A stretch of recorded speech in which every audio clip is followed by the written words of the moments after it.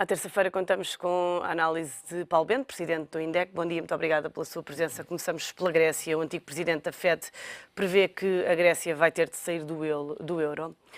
Alan Greenspan diz que é a forma de Atenas conseguir solucionar os problemas. Este tema volta à ordem do dia, a possível saída da Grécia do euro. Bom dia. Sim, volta à primeira hora do dia e normalmente por um americano ou como habitualmente acontece. Os Estados Unidos foram contra a criação do euro desde o início e, portanto, não estão interessados em que o euro tenha sucesso. Uma parte da crise financeira que estamos a viver foi desenhada ou patrocinada ou, de alguma forma, induzida pelos Estados Unidos. Portanto, nós estamos a viver uma guerra comercial, uma guerra financeira há 1 ou 2 décadas e é disso que a gente está a falar. E, portanto, de vez em quando lá aparece um americano. Não quer dizer que isso não possa acontecer, mas tendencialmente, se não é um americano, é um neto inglês ou é um Ou a inglês a Alemanha. dizer, ou a Alemanha. Não, mas sobretudo é Estados Unidos e Reino Unido que dizem isso. Mas o Reino Unido já está a preparar um plano de contingência por causa dessa possibilidade, já está a estudar o assunto. Sim, mas isso tem muito que ver com a matriz, com a cultura inglesa. E eles fazem isso para tudo e, portanto, são prudentes, planeiam e, portanto, já tinham feito isso em 2012, quando se dizia portanto, que a Grécia ia sair do euro e, portanto, desse ponto de vista não é nada de extraordinário, porque é assim que os ingleses são. É uma questão de tempo, a saída da Grécia do euro, como dizia Greenspan, ou, como diziam também os analistas há pouco numa peça, não é inevitável essa saída do euro? É muito difícil, porque, como normalmente acontece nestas coisas, existem forças contraditórias. Não é? Há uma grande pressão sobre a banca, portanto, os mercados financeiros, as agências de rating, há uma grande pressão sobre a Grécia para forçar a Grécia a continuar com o acordo que tem estado a vigorar até aqui e que naturalmente a Grécia, com a mudança que houve depois das eleições, não estão interessados ou disponíveis para o fazer. E, portanto, é difícil dizer, neste momento, digamos que a posição está a extremar-se. É evidente que é algo que está em cima da mesa, mas eu acho que ninguém queira ao nível da Europa, que não se quer que isso aconteça, porque isso é abrir uma caixa de Pandora, porque de facto a seguir vão outros países atrás. Mas o que é que isso significaria para a Grécia? Neste momento a situação grega é tão grave, que a gente está a viver uma crise humanitária. E é quase para se dizer pior do que isto, só guerra. Porque, de facto, eu tenho alguns amigos gregos e de facto é assim, pior não é possível. E, portanto, aquilo que as pessoas fazem quando não têm outra saída é lutar. E esta é uma forma de luta e não são os poderosos que se dizem como é que se luta. Eles Mas a luta lutam. não tem corrido bem à Grécia. Porque desde que Syriza foi para o poder, tem vindo a deixar cair uma série de intenções. Também não é tão verdade quanto isso. Estão já a ser feitas e a ser tomadas algumas medidas, mas temos cerca de 2 semanas. É impossível em 2 semanas fazer o que quer que seja num país. E, portanto, de facto, não é assim tão verdade.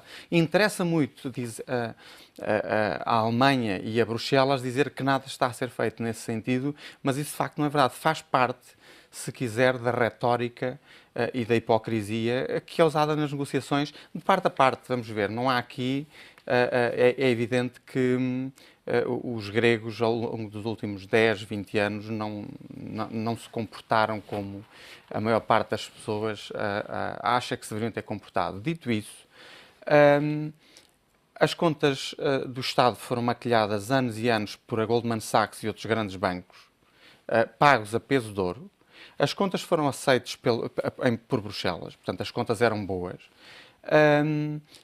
Ao nível da consultoria, em termos de banca, aquilo no fundo, que algumas das entidades que querem forçar a manutenção do status quo dos últimos anos na Grécia, beneficiaram largamente nisso.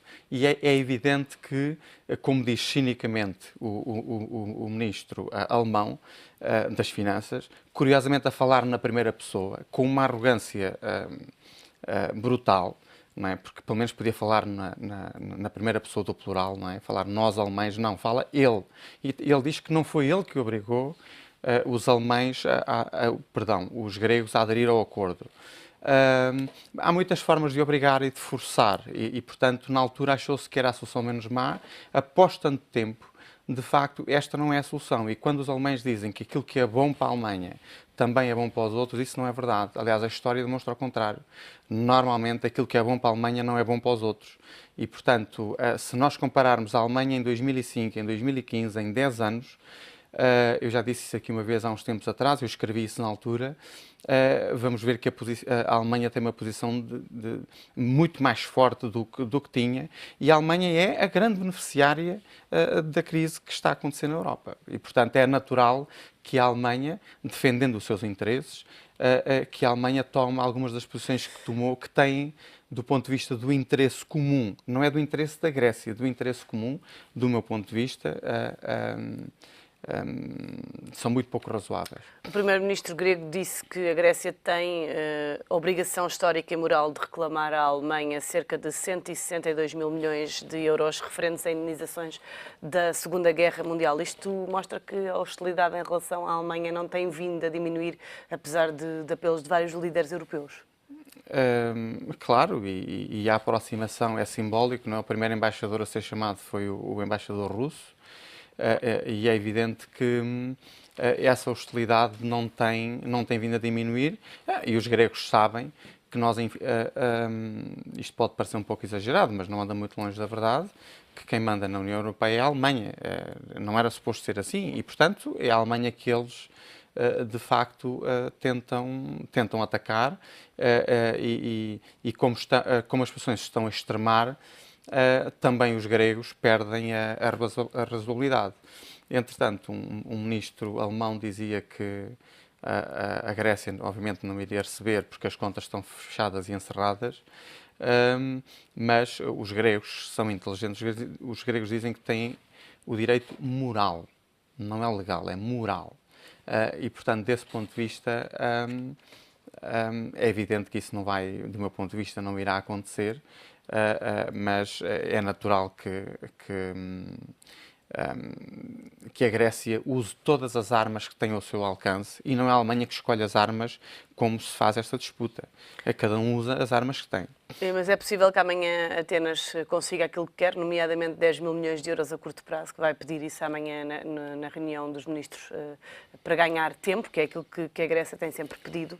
Embora estejamos a falar de amanhã, e portanto está já aí, isso é fazer futurologia. Eu acho que é completamente imprevisível, mas eu acho que a Europa tentará tudo por tudo para que a Alemanha, para que a Grécia não saia do euro. Há pressões, incluindo dos Estados Unidos, nesse sentido. Vamos ver, mas as posições estão a extremar-se. Mas esperemos, todos nós, que no final impere o bom senso. Não tem que haver de ambas as partes. Eu também percebo que não se pode aceitar tudo aquilo que a Grécia está a pedir e de mão beijada. Portanto, como normalmente acontece nas negociações, a Grécia pede muito mais do que aquilo que pode almejar, mas ainda assim espera-se que se encontre um ponto intermédio, não necessariamente a meio entre as duas partes, mas que se encontre uma plataforma de entendimento que permita solucionar esta situação. Vamos ver. Paulo Bento, muito obrigada pela sua presença e até para a semana.